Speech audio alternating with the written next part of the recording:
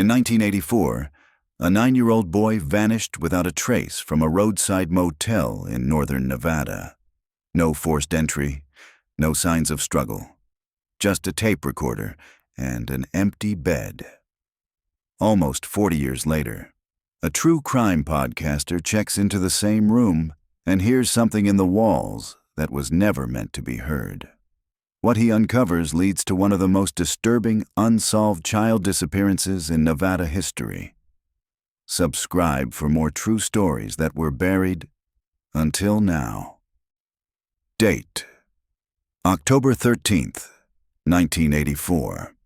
Location: Willow Pines Motel, room 104.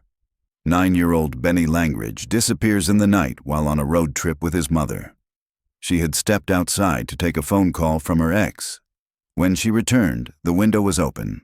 The tape recorder she used to calm Benny's anxiety was still spinning, and her son was gone. Police combed the area, but no fingerprints, no footprints, no evidence. The case went cold, except for one odd detail. The motel manager never reported the broken vent in room 104, August 4th, 2023. Willow Pines Motel, Elko County, Nevada, 8:12 p.m. The Willow Pines sign buzzed faintly in the heat, half-lit, its neon pine tree flickering in the violet dusk. Moths danced in slow chaos around it, drawn to a light that had outlasted most of the guests who'd ever stayed beneath it. Tyler Graves pulled into the gravel lot, the crunch under his tires sharp in the still air. The motel looked like something out of a photograph yellowed by time, U-shaped, stucco-skinned, single-story, with door numbers painted in rust-colored stencils. Room 104 sat in the far corner, beneath a warped awning and a flickering porch bulb that looked like it was trying to blink itself out of existence. He killed the engine. The hum of his podcast recorder, still running in the passenger seat, ticked softly. A red light blinked. He let it keep going. "Okay," he muttered to himself, pulling out his notebook. "Elko County, Willow Pines Motel, room 104. Check in for field recording. Benny Langridge disappearance, 1984. Let's see what's left." He stepped out into the heat. Even as the sun dipped below the horizon, the air clung to him, dry, ancient, and still holding the memory of the day's 100-degree swelter. Inside the office, a bell jingled as he pushed the door open. A wall-mounted box fan rattled in the corner, blowing stale air into a space that smelled like dust, pine sol, and coffee that had died hours ago. The man behind the counter looked up from a paperback western. Late 60s, tan, leathery skin, one lazy eye. He wore a motel-branded polo like it was a punishment. "You Tyler Graves?" he asked without standing. Tyler nodded and offered a hand. "Thanks for letting me stay in 104. I know it's a weird request." The man ignored his hand. "Room's clean. Don't go poking holes in the walls or lifting floorboards. I don't care if you're press, ghost hunter, or FBI. I got nothing to hide, but I got nothing to give either." Tyler smiled politely, accepting the key. An old-fashioned brass one on a triangular red tag. "Understood. I'm just here to record. No damage, no drama." The man snorted. "Drama's already in the walls, son." Tyler turned, that last sentence hanging in the air like the scent of mildew. A woman, early 70s, gray hair pulled into a bun, was leaning against the office door frame, smoking a cigarette down to the filter. She gave him a thin smile. "You're here for the Langridge boy, aren't you?" she asked. "That little thing that went missing from 104. Tyler paused. "Yes, ma'am, for my podcast." The woman nodded, taking a long drag. "I stayed in that room the night after it happened. Could still feel the cold in the sheets. Like the boy never really left." Tyler stepped into room 104 just before 8:30. He stood in the doorway for a long moment before crossing the threshold. He didn't unpack, just set his duffel on the chair by the window and powered on his audio kit. The walls absorbed sound strangely. Not echoey, not dead. Something in between. He stood still, letting the room breathe. The layout was simple. One queen bed. A 2-drawer nightstand. An old air conditioning unit embedded in the wall. A low dresser with a bolted-down TV. The curtains were tan and heavy, like they hadn't been washed since the Reagan administration. And in the far corner, something odd. A discolored patch on the wall, high up near the ceiling, where an old vent cover sat crooked, the screws mismatched. Tyler walked over, squinting. He clicked his recorder back on. Tape. Recording begins. Room 104. Log, August 4th, 2023. Standing in northwest corner of room 104. Visible wall vent, original to building, likely from 1970s HVAC install. Surface surrounding it appears lighter. Repainted? Replaced? Possibly sealed at some point. He tapped the vent gently with his knuckle. It made a hollow, muffled thump, like there was space behind it. Then he paused. There it was. Faint. Just under the hum of the AC. A sound not natural to the room. Click, whir, stop. It repeated. Then again. A small mechanical rhythm, like a motor trying to start, but failing. Tyler's skin prickled. He stood on the edge of the bed, hands gripping the top of the dresser for balance, and leaned closer. He pressed his ear to the vent. Click, whir, click. And then, just barely, a child's voice, whispering something he couldn't make out. He jerked back. The recorder slipped from his hand, hit the floor with a thud. Tyler's heart pounded in his throat. He crouched, scooping up the device. The red light still blinked, still rolling. He replayed the last 15 seconds through headphones. Click. Whir. A pause. Then, a child's voice. He says, "Don't tell you."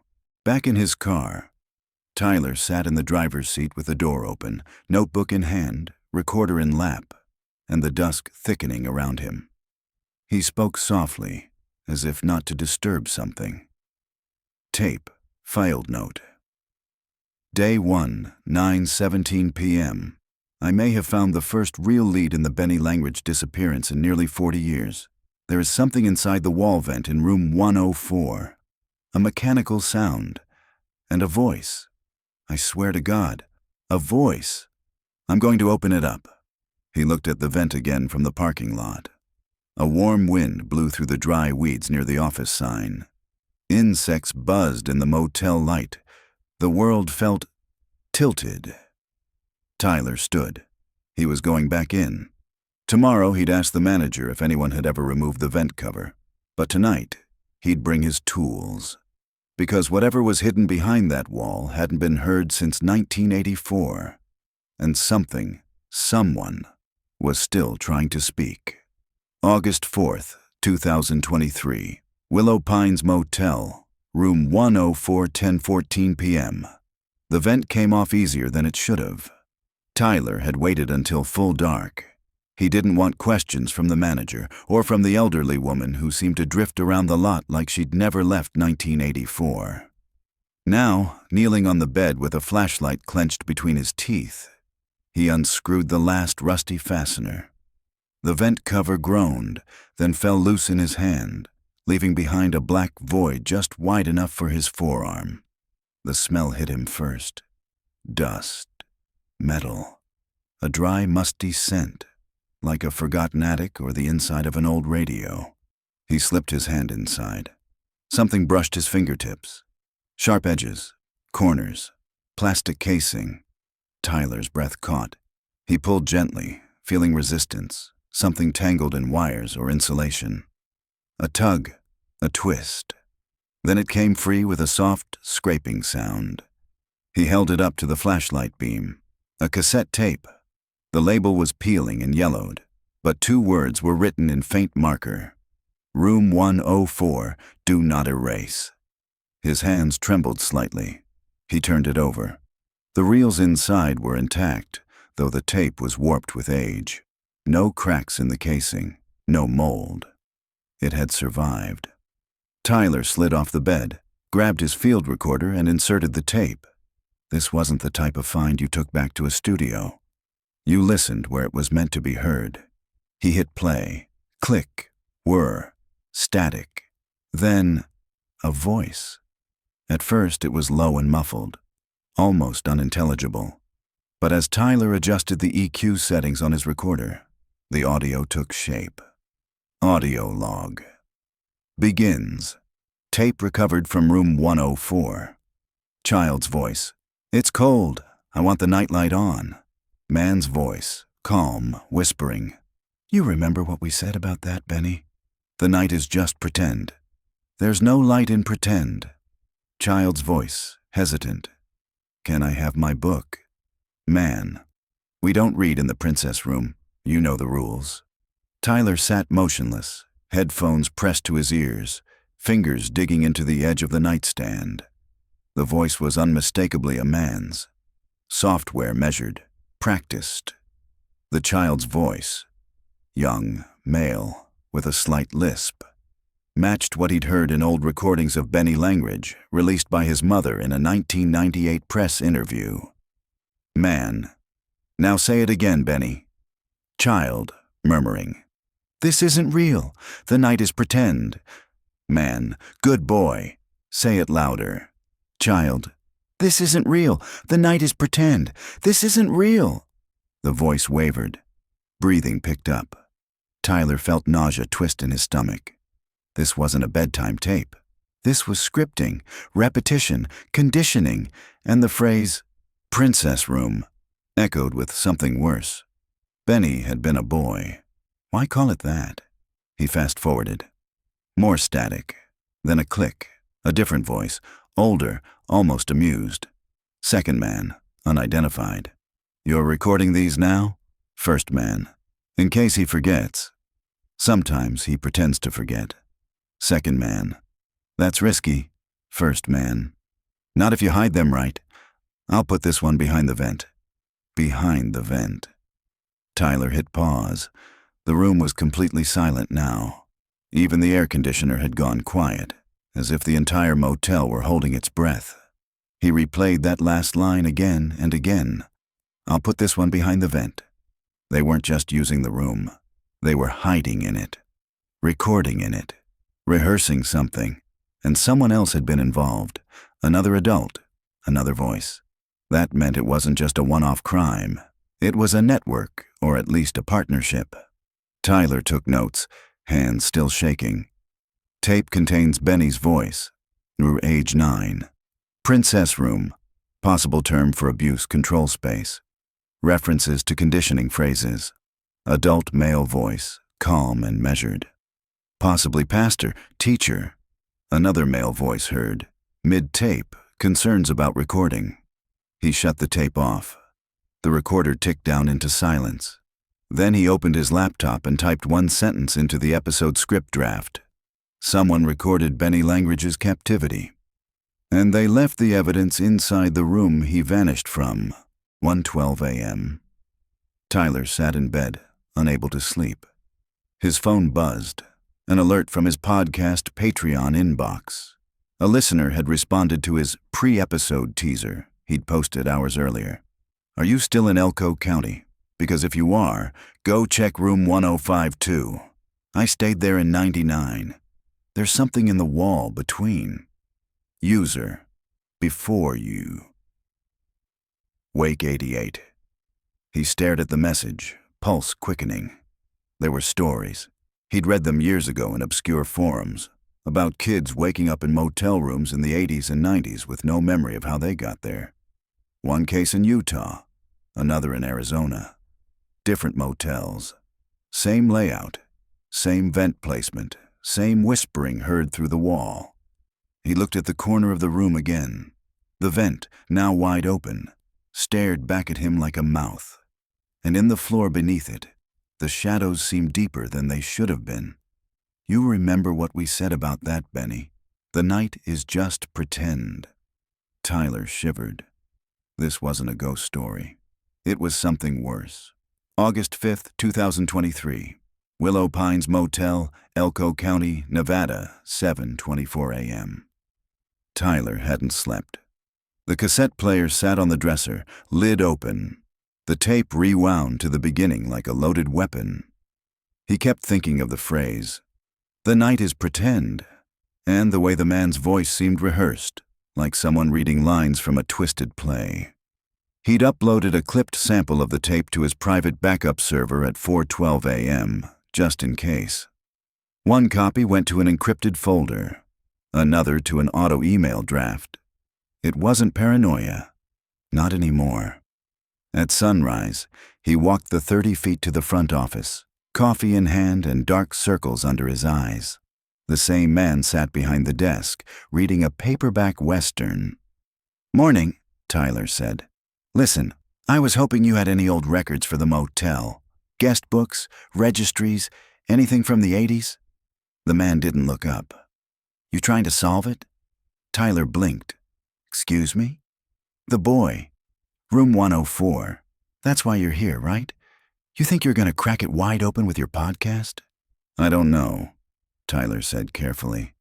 "I just want to find what the police missed." The man sighed, marked his page, and stood. "Come round back. I'll show you what's left." The back room smelled like mildew and oil. Stacks of ledger books were piled against one wall, warped from moisture. A steel cabinet sat half open, full of boxes labeled in faded Sharpie. The manager ran his hand along the spines. "My father kept everything, even after computers showed up." He pulled a dusty binder from 1984. "You want room 104? Start with October." Tyler sat at the folding table and opened the book. "October 13th, 1984. Room 104. Registered to Mr. A. Shepard. Paid in cash. 2 nights. No address listed. Benny Langridge had vanished that night." Tyler flipped back one page. "October 12th. Room 104. John H. Mills. Cash. 1 night. Next page. October 14th. Room 104. Unoccupied. Police hold. Then, October 16th, room 104, A. Shepard. Again. He traced the loops in the signature. Same handwriting, same name, same room. 3 days after Benny vanished. Tyler's throat went dry. "Can I make a few photocopies?" he asked. "Machine's busted," the manager said. "But I don't care if you take photos." Tyler snapped images quickly, labeling each in his phone. Then he had a thought. He pulled books from earlier in the year. May, June, July.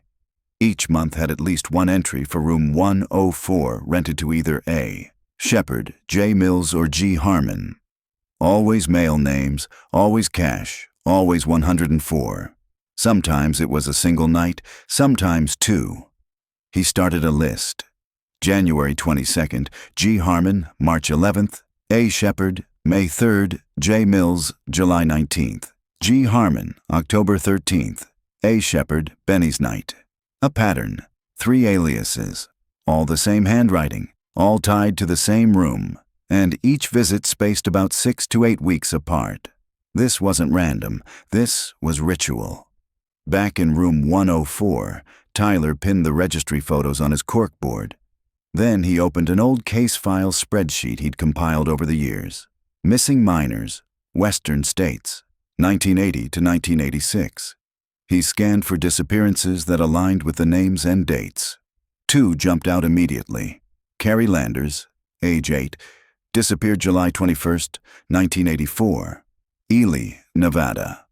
Michael Deal, age 7, vanished May 4th, 1984. 1984, Wells, Nevada. Both within 100 miles of Elko, both within 24 hours of the room 104 registry dates. His fingers trembled as he checked one more entry. March 12th, 1984, registry, A. Shepard. March 13th, 1984, missing, Haley Cruz, age 9, Battle Mountain. It wasn't just Benny. It never had been. 11:03 a.m. Tyler sat on the edge of the bed, recorder in hand. Tape log, Motel registry entry summary. Cross-referencing room rental data with regional missing children cases from 1984 confirms at least 3 strong correlations. A shepherd signs into room 104, Elko. A child vanishes in a nearby town within 24 hours. All names traced to same handwriting. This isn't random. Room 104 wasn't just the scene of one crime. It was part of a system. He paused, looking at the vent again. And that system had a name. 3, actually. Shepherd, Mills, Harmon. 3 wolves in rotation. 3 masks for one monster, or 3 monsters sharing the same room. 2:45 p.m. Elko County Library. Tyler met with an archivist in the local history section. A younger woman with a ponytail and a badge that read Mira. She showed him a file labeled Willow Pines, Permits and Incidents. It was mostly building permits, inspections, and faded microfilm printouts. Then something caught Tyler's eye. 1982 permit for structural wall repair, room 104. Filed by Paul Harkner. He blinked. The name hit like a stone in the gut. Paul Harkner, the youth pastor from Camp Reverence in Spring Creek. Died in 1995. Mysterious hiking accident. Multiple former campers later reported emotional abuse. No charges ever filed. But Tyler had heard his name before. In the second voice on the tape. He was sure of it. "You're recording these now?" "Not if you hide them right. I'll put this one behind the vent." And Harkner had filed a repair permit under his real name. Arrogant or confident? Maybe both. Tyler turned to Mira. "Do you have any photographs of Harkner from the 80s? She nodded slowly, suspicious. "Why?" "Because I think he was here, a lot." 5:17 p.m. Back at the motel, Tyler sat in his car, staring at the vent. The aliases, the registry trail, the children, all circling one room. The tape was no longer just a clue. It was a confession sealed in analog, hidden behind drywall, waiting almost 40 years to be heard. And now, the name Paul Harkner had surfaced. The wall wasn't just structural. It was a boundary between truth and the horror no one wanted to see. August 5th, 2023. Willow Pines Motel, room 104, 8:42 p.m. Tyler sat cross-legged on the motel carpet, the vent cover lying beside him like a discarded lid to something long sealed. A faint breeze from the cracked window did little to push back the thick air settling over the room like dust on old furniture. He reached into the gap behind the drywall again. Fingers brushed metal. Another cassette. This one was darker, scuffed, and unlabeled except for a faint 2 scrawled in red ink on the spine. He turned it over, noting the manufacturer, Shoreline Audio, Carson City, Nevada. Then slid it into his portable deck. Deep breath. Click. The tape began to roll. Audio log begins. Tape 2. Unlabeled. Man's voice, the same one from the first tape. He's still not sleeping, still crying at night. Second man, clearer this time. "You're talking too soft. Move the mic closer." First man, annoyed. "This isn't for broadcast." Second man, amused. "Then why are we recording?" First man, "To prove he breaks the rules." Then a child sob, soft and aching. First man, "You can't cry in the princess room. That's not how the story goes. What do we say when we're scared?" Child, barely audible. "The night is pretend." First man, "Say it again." Child, "The night is pretend." Second man, "He sounds like he's ready. Film him tonight." First man, "I need more time." He still calls for her. Still remembers her face. Still remembers her face. Tyler paused the tape. Who was her? Benny's mother? A sister? A prior victim? He hit play again. Second man, stern. "If you delay again, I'll move him to Echo Rock. There are others waiting." First man, quietly. "He's not ready for Echo Rock. That's the last step." The tape cut out briefly, a click, a pause, then another recording starts. This time it sounded like a different room, less echo. The child wasn't crying. Child's voice, quieter now. I was good today. First man. Yes, you earned a story. What kind? Child. One about the world ending. First man. Very good. Tyler's skin crawled. This was scripting, obedience training. The man rewarded silence and compliance with praise. But the world-ending theme kept surfacing, like the child had been convinced he was living in a reality completely separate from the rest of society. That wasn't just grooming. That was isolation, indoctrination. He jotted notes. Echo rock equals possible secondary location tapes document escalating control tactics. Second man more assertive. Possible leader Harkner or someone higher. August 6th. 2023, Elko County, Nevada, 10:08 a.m. The Willow Pines Motel had changed hands twice since 1984, but the name Marianne Lillis had kept appearing in old business documents, first as employee, then heir. Her father, Gerald Lillis, had owned the motel from 1976 until his stroke in 1998. Tyler found her in a narrow tract house off Route 229. Surrounded by junipers and heat haze. The porch sagged in the middle. A wind chime made of bottle caps and forks clinked lazily in the sun.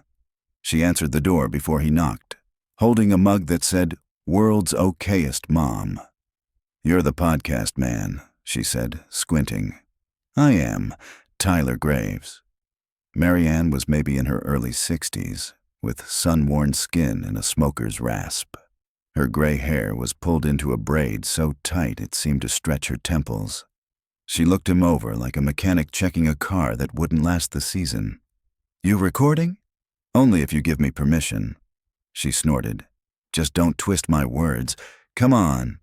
Her living room was cool and dark, despite the desert glare outside. Heavy drapes, a faded lazy-boy, framed photos of two grown sons who looked nothing like each other, and even less like her. Marianne lit a cigarette. "You said room 104? Tyler nodded, placing his recorder on the table between them. "Specifically October 1984, but I think something was happening in that room long before that." She didn't speak for a moment, just stared at the glowing tip of her cigarette, like she could draw a memory from the ember. Then, "I remember a man. Used to book that room a lot. Never said much. Paid cash. Always had a blue duffel bag. Never let it out of his sight." Tyler sat forward. "Do you remember his name?" Marianne shook her head.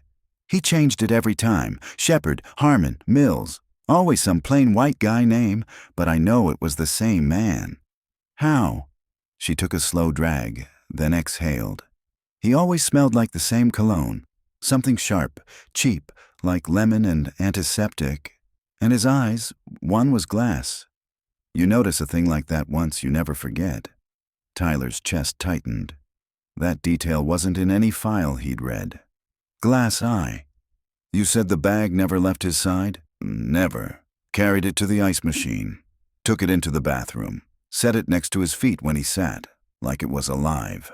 Tyler swallowed hard. "Did anyone ever see what was inside?" "Number but once.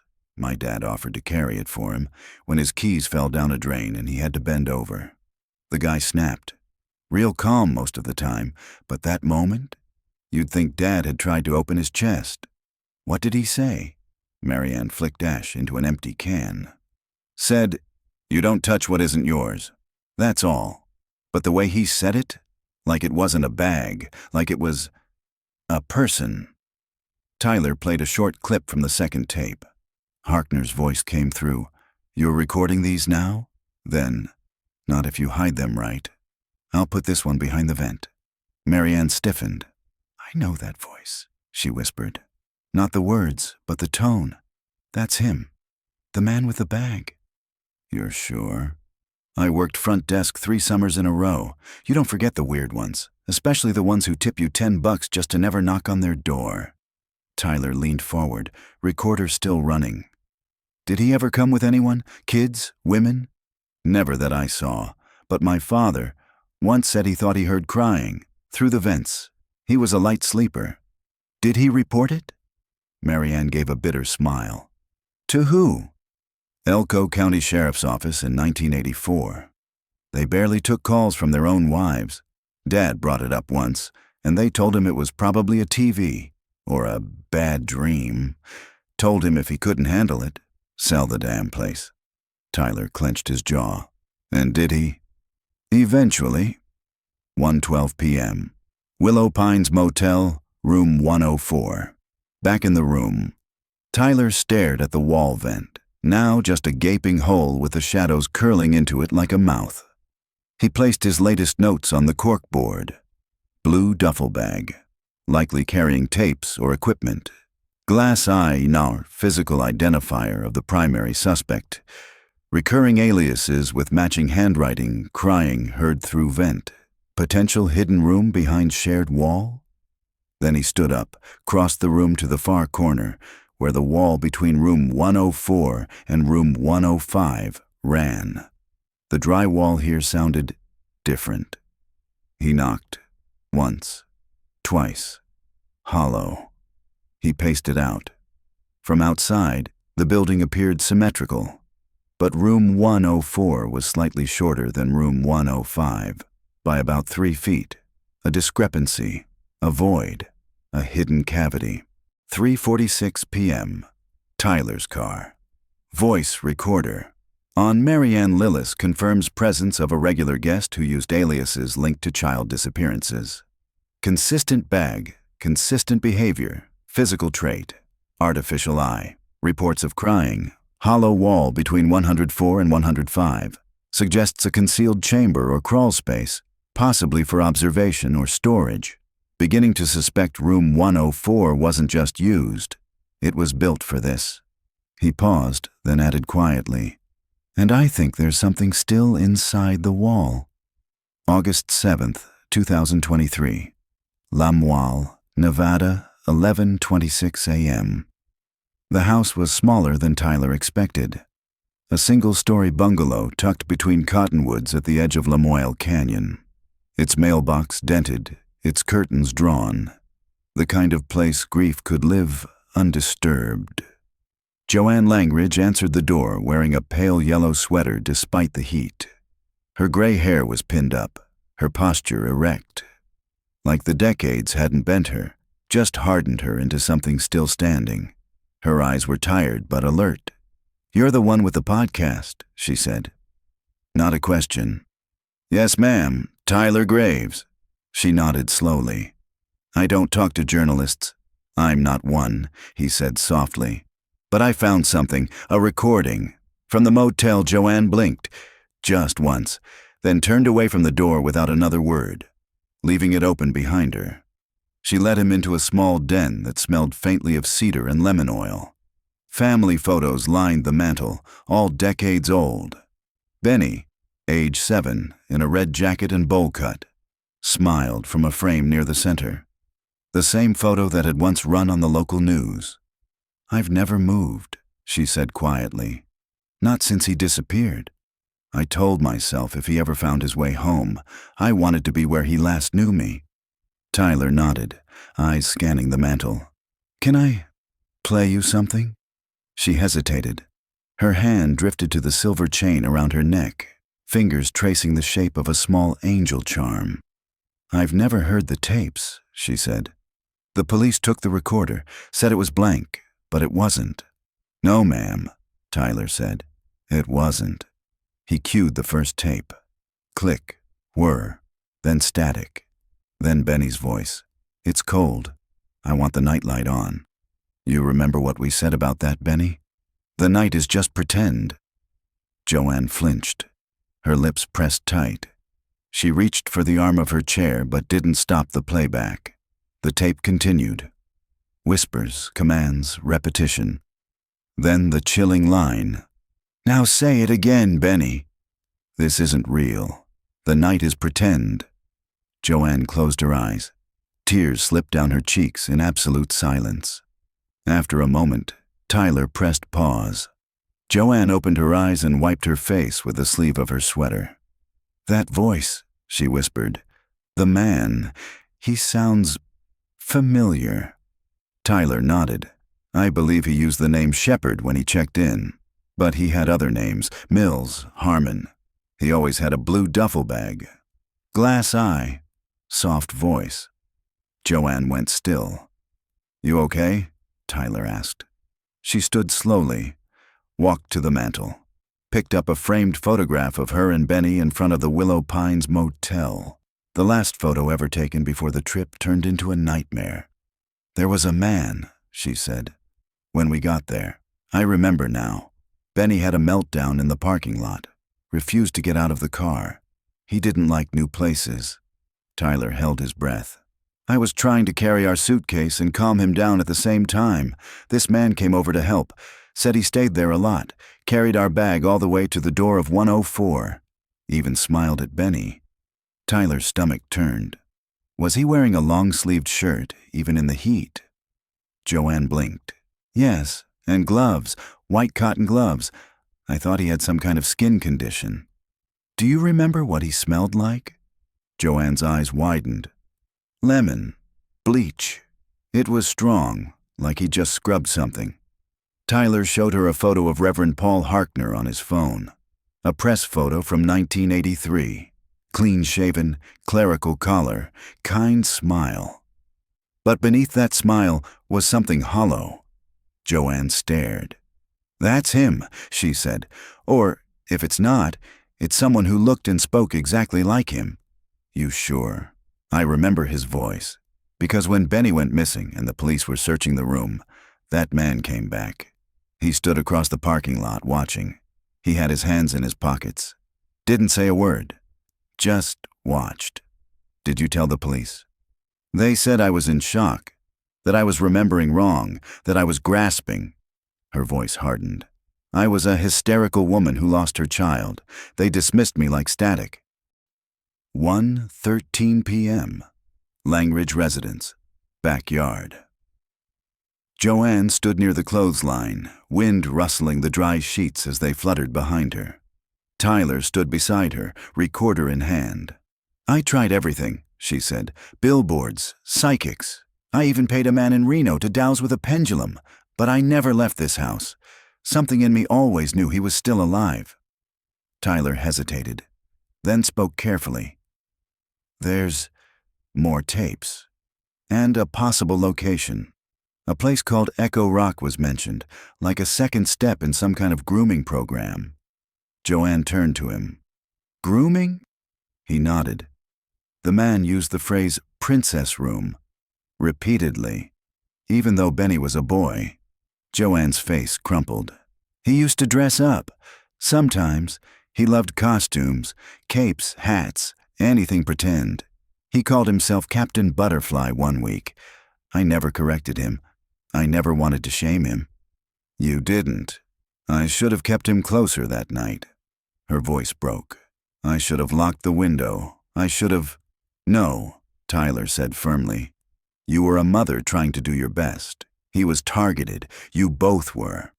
As Tyler prepared to leave, Joanne handed him a box from the attic. "It's all I have left. His drawings, tapes, some things from the motel I couldn't throw away." Inside, on top, lay a small red cassette labeled in childish handwriting. "For Mom, room 104. Tyler's hand shook as he picked it up. August 8th, 2023, Willow Pines Motel, 10:06 a.m. Room 105 was being renovated. The door stood ajar, held open by a cinder block. Inside, the air smelled like paint thinner and sawdust. Furniture was stripped down or pushed into corners. The carpet had been torn up, exposing warped plywood beneath. A plastic tarp rippled near the window like a second skin. Tyler stepped inside carefully, glancing around. No one was on site. The clerk had told him the renovation crew came late, around lunch, and didn't care what happened in the morning so long as nothing was broken. He set down his backpack and walked straight to the wall he'd measured from room 104, the shared wall. It looked like any other, drywall, faded baseboard, water stains near the bottom. But he knew better. From the floor plan, from the pacing, and from the way 104 felt subtly incomplete, this section of the wall hid something. He pressed his ear to it. Silence. Then a faint creak. Not structural, not settling. Movement behind. Tyler crouched and pulled out his tools. A flathead, a stud finder, a small crowbar. He ran the stud finder along the wall. Ping! He marked a stud, then another, then a 36-inch gap. No stud, no wiring, no pipe. A hollow section, perfectly human-sized. He drew a small X. Then he began to pry. The drywall gave with a dry crack. Beneath it, insulation, old pink, compacted by time. He peeled it back slowly, revealing something buried inside. A sealed wooden panel. The wood was different. Newer than the surrounding structure. Nailed shut with brass tacks. Someone had patched this by hand. He slid the crowbar under the edge and pulled. The panel popped free with a groan of age and pressure. Behind it, a narrow cavity. Dust swirled up, lit by the daylight filtering through slats. And in the small space, between two beams, a box, cardboard, child-sized, water-stained. Tyler's breath caught. He reached inside and pulled it out gently. It was light. Inside, he found a handwritten letter, folded and sealed with Scotch tape, the paper yellowing with age. The outside read, "For Mom, from Benny." He sat back, heart pounding, and opened it. "Dear Mommy, I was good today. I didn't cry. I didn't scream. I did the trick. I said the lines and didn't mess up. He says we can go to the store soon. He said I could pick a new toy if I stop asking about home. I'm scared, but I'm trying. I know you're looking for me. I tried to yell, but the wall is thick. I think it's made special." The other man told him to make it thicker this time. He said, "No mistakes like Utah. There's a light in here and a bear. I named him Cactus. I tell him about you. Please find me. I'm right next to the room. I can still hear the TV sometimes. I can hear footsteps. If you knock on the wall, I will knock back. I love you. Love, Benny." Tyler didn't realize he was crying until a drop hit the paper. 11:42 a.m. Willow Pines Motel. Room 105. He replayed the letter twice, recorder on, documenting every detail. Then he crawled into the cavity with his flashlight, scanning the rest of the space. Near the bottom corner, wedged between two studs, he found something else. Cassette reels. Old, unlabeled. 3 of them. 2 cracked, 1 intact. He bagged it carefully. Then he found a sock, a child's sock, red with a faded dinosaur print. And beside it, scratch marks. Tiny, desperate scratches along the wood. Parallel, fingernail deep. A memory carved into lumber. He backed out, hands shaking, and resealed the panel just enough to keep the evidence undisturbed. 1:26 p.m. Recorder log. The wall between rooms 104 and 105 contained a sealed cavity approximately 36 inches wide, 24 inches deep. Within it, a letter written in a child's handwriting and addressed to his mother, describing conditioning, isolation, and efforts to signal for help. Found inside, letter from Benny Langridge. 3 cassette reels, child's sock, scratch marks indicative of confinement. Based on structure, location, and physical clues, I believe this void was used to contain children short-term, either for punishment or concealment. Possibly both. He paused the tape, then added, "They called it the princess room, but it was never about royalty. It was about obedience, about silencing children until they believed silence was their choice." 3:03 p.m. Room 104. Tyler stared at the wall. He no longer wondered whether Benny had been here. He knew. He had written from inside it. The motel wasn't haunted. It was echoing. And the ghosts weren't spirits. They were children. August 9th, 2023. Elko County Library Archives, 9:52 a.m. The rows of microfilm readers hummed softly as Tyler scrolled through decades of forgotten headlines. Dust sparkled in the projector light. Old stories flickered past like ghosts on celluloid.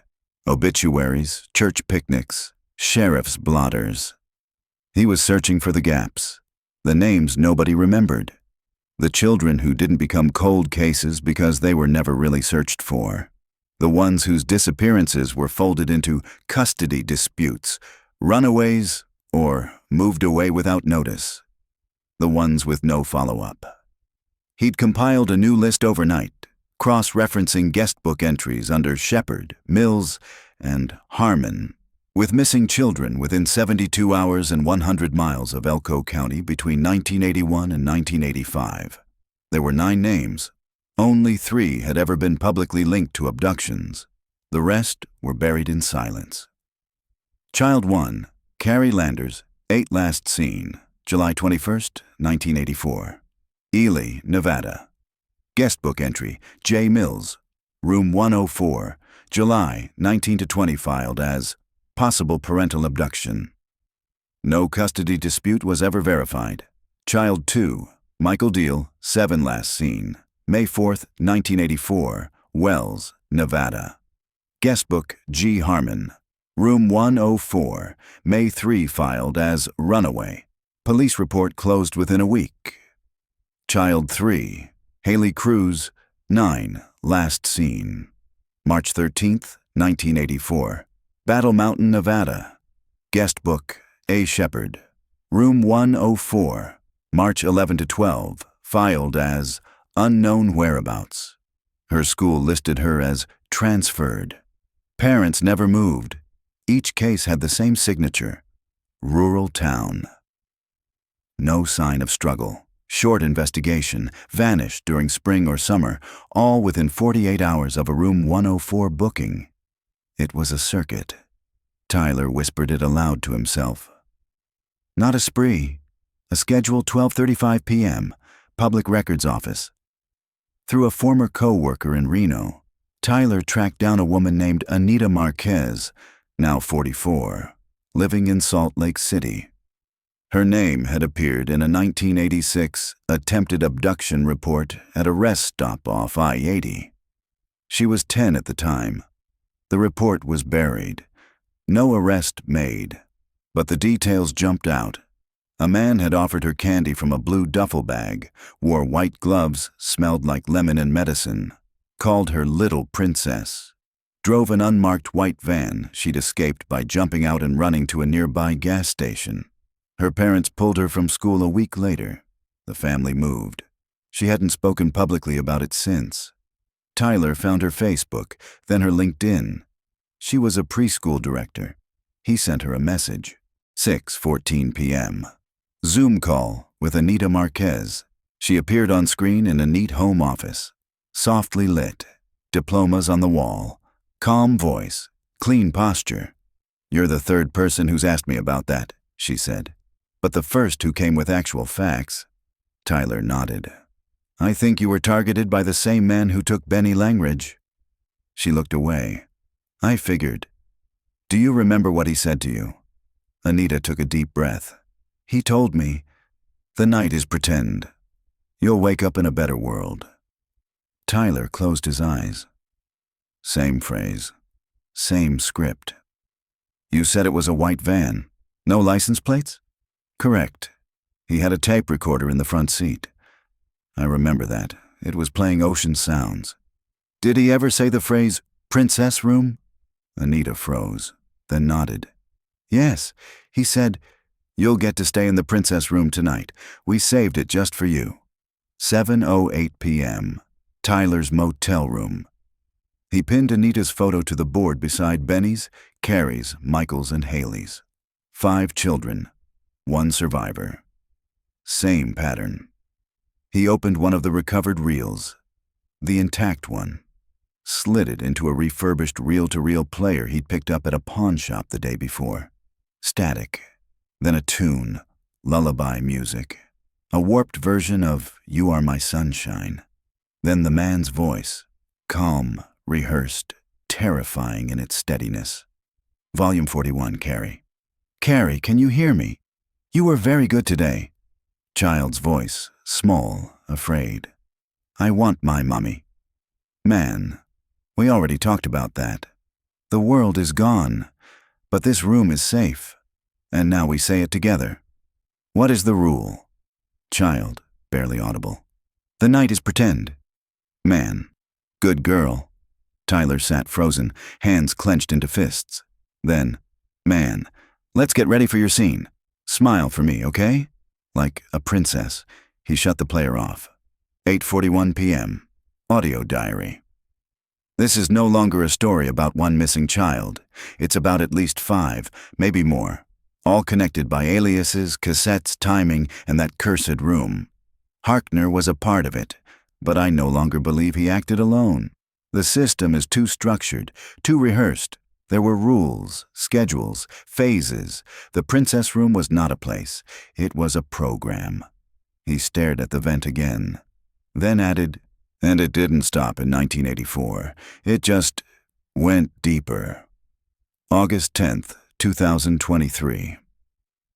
Willow Pines Motel, 6:46 a.m. The sun hadn't cleared the treetops when Tyler woke with a start. Dreams of vents, of whispering voices, of cassette reels spinning endlessly in the dark. Something had lodged in his subconscious overnight. He opened his notebook, flipping to the list of labeled tapes.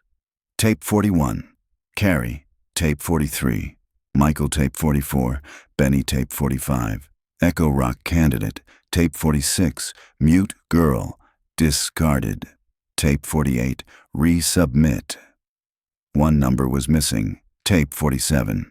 There was no reel, no transcript, no audio file, just a mention of it on the edge of one of the cracked tapes.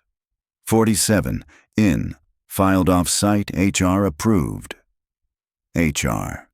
He flipped back in his notes. Harkner's initials, but also possibly something more. Human resources? Hidden repository? Then it hit him. There was one place none of the victims had ever been linked to directly, yet it loomed in every piece of the story. New Dawn Fellowship.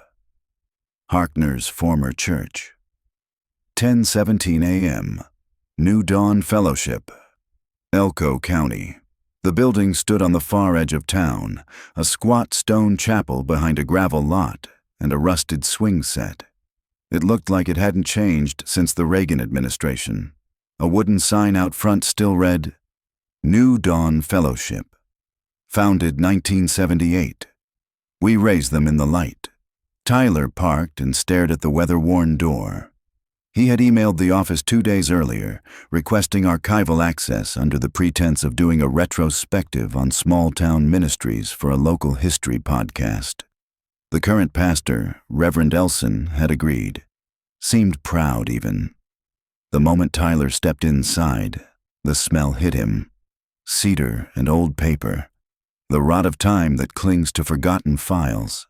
A receptionist showed him to a records room in the basement. No cameras, no staff. One flickering bulb. Perfect. 11:08 a.m. New Dawn. Records basement. Tyler sifted through metal cabinets filled with service flyers, donation ledgers, and baptism rosters. He wasn't looking for any of it. Then, in a locked drawer marked Media Restricted, he found it. A labeled tape. Reel to reel. Masking tape label, carefully scrawled. Tape 47, in property of Pastoral Training Division. His hands trembled as he lifted it out. Beneath it, 3 index cards. Subject, Halstead Intake. Status, conditionally approved date, March 1983. Assigned instructor, Harkner, P keyword. Tags, in Princess Room, Phase 1, Visual Response, Repetition, Witness Dissociation. Tyler stared at the handwriting. This wasn't just about a child, it was training material. He set up his portable player. Click, whir. The tape began. Child's voice. I don't want to look. Please stop. Please. Man's voice, not Harkner. Look at the picture. Just look. That's the rule. Child. Why's her face gone? Man. Because you erased it. That's what we do in the princess room. We take away what hurts. There was silence, then humming. A lullaby. Off key. Then another voice entered. Harkner. He's a good candidate. Shows early signs of compartmentalization, minimal attachment to outside world. Suggests progression to phase 2 if response holds. Another voice. A woman's. What about the girl? The one from Nevada? Discarded. Too much memory. Discarded. They spoke of children the way someone would talk about props. Tyler shut the tape off. 1:00, 2 p.m. Church archive exit. He stuffed the reel into his backpack and walked out past the receptionist, smiling like nothing had changed. But everything had. Tape 47 was the missing link. It confirmed that this wasn't just the work of one predator. It was a program, a curriculum, a ritual, a ministry of erasure. 7:45 p.m. Motel room 104. Tyler pinned a new thread on his board, linking New Dawn Fellowship, Harkner, and the initials HR, not Human Resources. Halstead Repository, a rural intake center outside of Elko, now shuttered. He searched the state records. Halstead was listed as a state-licensed children's camp from 1980 to 1985. On paper, it was a behavioral program for at-risk youth. The director, a Paul Harkner, funded in part by donations from New Dawn Fellowship. 10:16 p.m. Audio log. Tape 47 confirms a protocol. Children were assessed, observed, then assigned phases based on their compliance and psychological breakpoints. Those who failed were discarded. Those who passed moved to something called Echo Rock. This wasn't a man with a sickness.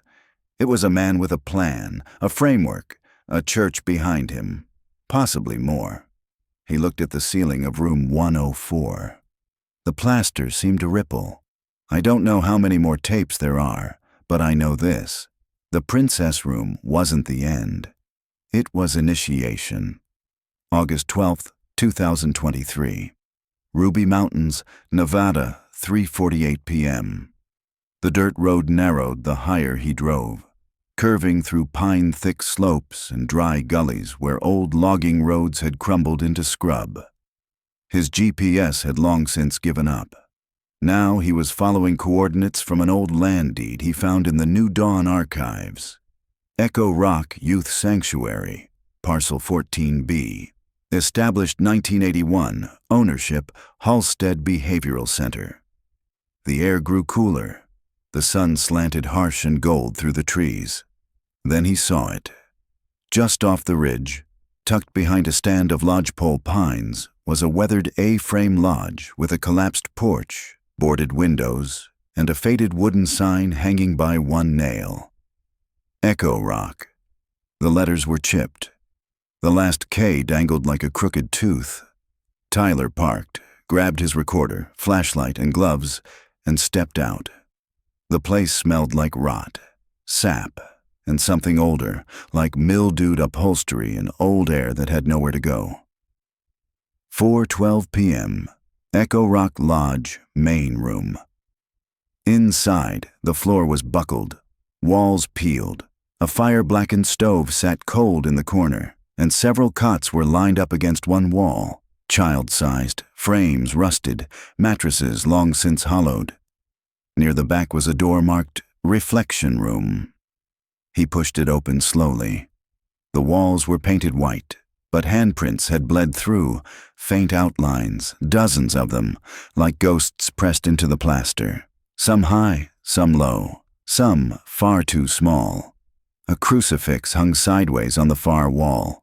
On the floor, beneath a thin layer of dust, he saw it.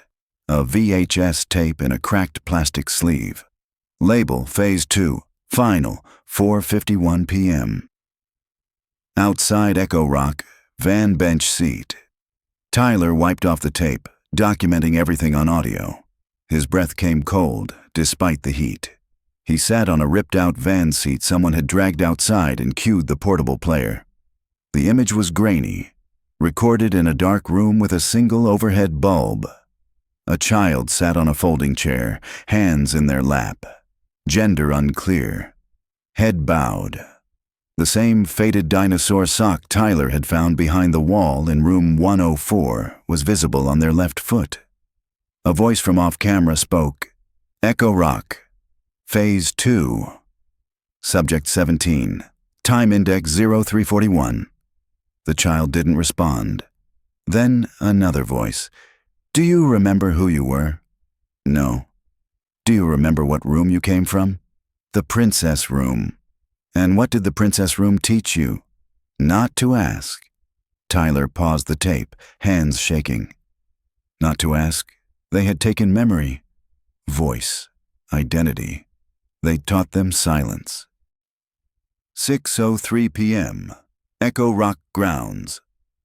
Tyler circled behind the lodge and found a line of small stone markers in the trees. Not graves, but close, each marked with a single initial and a number. C, 14M, 11B, 8. He recognized the initials. Carrie, Michael, Benny. There were no last names, no birth years, no death years, just initials, like cataloged items.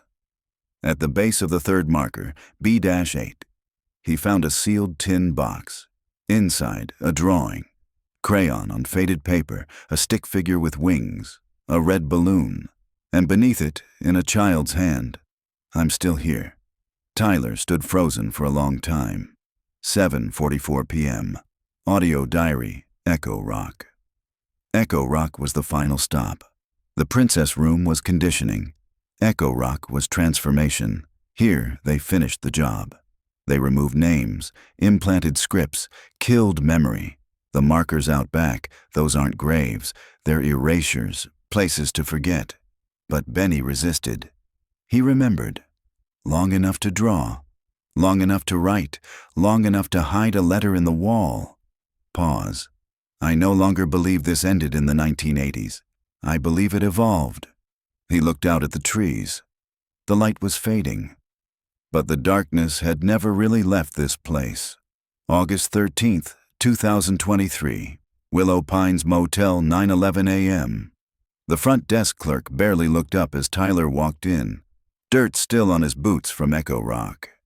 His mind reeled with images. The child-sized cots, the initials in stone, the hollow-eyed VHS footage. Something came for you, the clerk said casually, handing him a plain padded envelope. Dropped off early this morning, no return address. Tyler took it, no postage, hand-delivered. He climbed the stairs to room 104 slowly. Every footstep echoed, every shadow leaned the wrong way. 9:17 a.m. Room 104. He sat on the edge of the bed and opened the envelope. Inside, a mini DV cassette, black plastic, unlabeled except for the number 49. A single photograph. A still frame from a motel hallway security camera, and a note. You've gone far enough. Play this and you won't come back up. Stop digging, podcast boy. Tyler stared at the photo. It was grainy, time-stamped August 13th, 2023. 3:16 a.m. It showed him, asleep in bed. And just behind the window curtain, a silhouette. Someone had been outside room 104 hours ago, watching. 9:32 a.m. Motel desk, office room. The clerk let him borrow an old DV deck with a flip-out screen. Doesn't work well, he warned. Picture cuts in and out. Tyler pressed play. Static, glitch. Then, a child's face on screen. Roughly 7 or 8 years old, pale, frightened, speaking directly to the camera. If you're seeing this, I didn't make it out. My name is Benny Langridge. I was taken from room 104. I was here for 61 days. They said I was getting better. They told me I was chosen. But I remembered my mom's voice. That's how I stayed me. Tears in his eyes now. If you find the tape, don't stop. There's more. They're still doing it. They moved it. The new place has walls with no doors. Look for the bell tower. That's where they send them now. That's where they record the last one. The screen glitched. Then the tape cut to footage of a modern hallway, sterile, white-tiled, with a metal cross hanging on the wall. At the end of the hall, a door marked Studio 3, then darkness, then just audio. A girl's voice. "Is my mom still coming?" Man's voice. "Not tonight. You're in the next phase." Girl. "I don't want to be a princess anymore." Man. "Then we'll make you something else." Click. End of tape. 10:14 a.m. Audio log. Tape 49 is proof Benny survived longer than anyone believed. Long enough to speak directly to us. Long enough to leave a breadcrumb. The bell tower. Studio 3. That footage was recent. The building looked newer. Not 1980s. And the girl. She's the first new voice I've heard. That means the program's still active. They've just changed locations. He looked again at the still photo of himself sleeping. They know I'm watching now. But they watched first. 11:45 a.m. Tyler's truck driving west. He left Willow Pines behind in a cloud of dust. The motel faded in the rearview mirror like something from a fever dream. But the voices came with him. The children's words, the scratches on the wall, the rules of the princess room, and now a new location. The bell tower. August 14th, 2023. West of Carson City, Nevada. 6:28 a.m. The road ended miles before the coordinates did. Tyler parked at a forest gate, grabbed his pack, and hiked the last stretch. A cold wind came off the Sierra foothills, slicing through the pines. Every step deeper into the woods felt like stepping back in time, or deeper into something buried. According to county records, the property had changed hands 4 times since 1990. Most recently, it was listed under Agape Renewal Center, a religious retreat. But satellite photos told a different story. 3 long buildings, no signage, barred windows, one small chapel with a freestanding bell tower, whitewashed and sharp against the tree line. He crested the ridge. There it was, just like the tape. Studio 3, 7:14 a.m., inside the retreat grounds. The place was abandoned, or nearly so. No guards, no vehicles. But the doors were unlocked, the paths cleared. As if someone still came here. As if someone still needed it to function. Tyler moved fast. Inside the chapel, the bell tower loomed above a trap door. Beneath it, stairs leading into the foundation. He followed them down. The hallway was tiled. The walls white and cold. Fluorescent bulbs buzzed overhead. Faint static crackled in the silence, not from the walls, but from something hidden. Monitors? Speakers? On the right, a door marked Studio 3. He opened it. 7:23 a.m. Studio 3. It was a room designed for performance, not by adults, for children. A small stage with black curtains, a mounted camera, a single chair under a spotlight. Walls painted a soft pastel pink. It looked like a playroom, but everything about it was wrong. The light didn't flicker. It buzzed. The walls had no seams. The vents were closed shut. And there, on the floor near the chair, was a single pair of shoes, tiny, unlaced, worn down at the heels. He picked up the file folder from the podium. Inside, a form marked Candidate 52, Final Submission. Name, withheld age, 8. Status, incomplete. Result, resistive. Transfer recommended. And beneath that, a signature. H. Renner, 7:40 a.m. Observation room. Through a hidden door behind the curtain, Tyler found the control room. Stacks of old servers. VHS archives. A corkboard with child photos, numbered and coded, and a desk with a tape recorder still running. He pressed play. Man's voice. Subject 52 failed compliance. Emotional resistance observed. No further attempts advised. Transfer to phase 0 recommended. End session. Then silence. Then something else. A whisper. Almost not there. Child's voice. Faint. I can see you behind the glass. Tyler staggered back. She had known. 8:22 a.m. Bell Tower grounds outside. The fog had rolled in thick. The forest looked like it had never let anything out. Tyler walked to the tower base. Etched into the bell itself, beneath layers of corrosion, was a phrase, "She who forgets survives." But beneath it, scratched in jagged letters, barely legible, "Don't forget me." He recorded everything, photos, GPS data, audio log, then walked back toward the tree line. But he knew this wasn't the end. Not really, because what he'd found wasn't a crime scene, it was infrastructure. 9:51 a.m. Audio log. Final Echo Rock was the second phase. Studio 3 was the third. Phase 0, whatever that is, means the program still exists. H. Renner. New name. Same voice? Possibly Harkner under a new identity. Possibly another shepherd. I have enough now to go public, but I also know this. Some of the children are still out there, the ones who resisted, the ones who remembered just enough to escape but not enough to be believed. They are the final witnesses, and they don't sleep well. He looked back at the bell one last time. 10:04 a.m. Leaving the grounds, Tyler turned his phone back on. There was a new message. Unknown number. No ID. Just 6 words. There's one more tape. Room 106. August 12th, 2024. Brooklyn, New York. 9:15 p.m.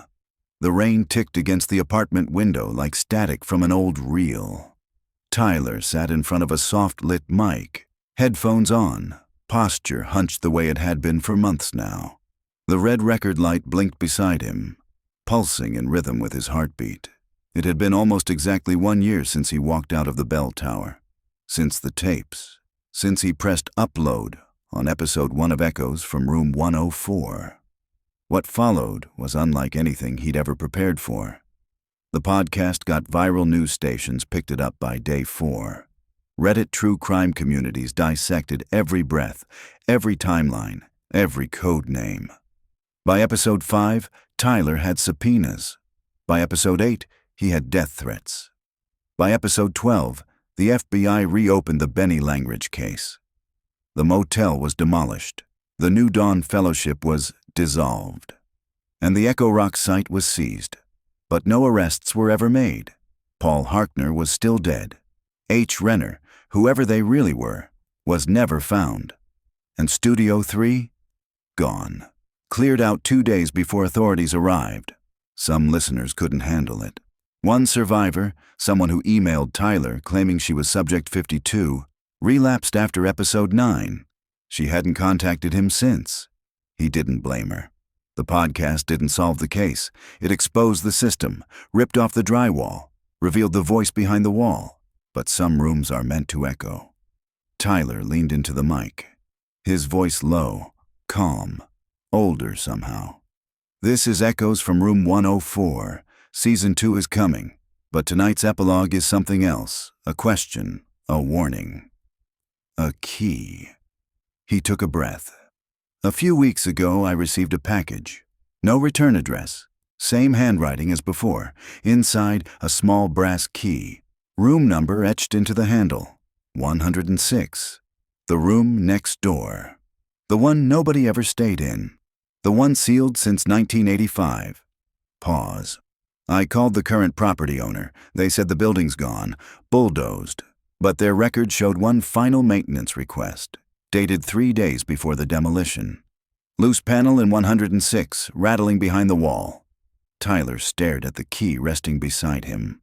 Worn, cold, real. I don't know what's behind that wall. I may never get to see it. But if you're listening to this and you were there, if you remember the voice behind the glass, the rules, the knock patterns, the chalked up floors, you're not alone anymore. You weren't then. You aren't now. Silence filled the mic for a long moment. Then a knock, once, then twice. Then 3 soft taps from somewhere behind the studio wall. Tyler didn't flinch. He just pressed to stop.